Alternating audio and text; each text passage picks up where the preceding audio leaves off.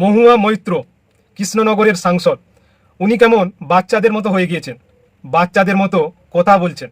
ডিম থেরাপি নিয়ে উনি নাকি এফআইআর করবেন, মিষ্টি মুখে হুঙ্কার দিচ্ছে। দেখুন, আমি তো উজ্জ্বল বিশ্বাস নই। আপনাদের মুখ দেখা যাচ্ছে, আপনারা যে আমার জন্য অপেক্ষা করছেন হাতে ডিম নিয়ে, প্রত্যেকটার মুখ দেখা যাচ্ছে। You can be recognised, you can be identified. এখন আমি কি করব? আমি তো এফআইআর করব। আপনারা হয়তো বলবেন যে না, পুলিশ তো আমাদের, পুলিশ তো বিজেপি, কিচ্ছু যায় আসে না। এফআইআর যদি না নেয়, আমি বাই নেম 156(3) করছি ম্যাজিস্ট্রেটের কাছে। ম্যাজিস্ট্রেট যদি না শুনে, সেটা আমি হাইকোর্ট করব। হাইকোর্ট যদি না করে, আমি সুপ্রিম কোর্ট করব।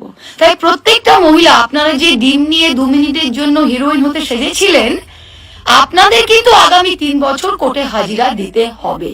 তখন কিন্তু কোনো বিজেপির দাদারা আপনাদের বাঁচাবে না।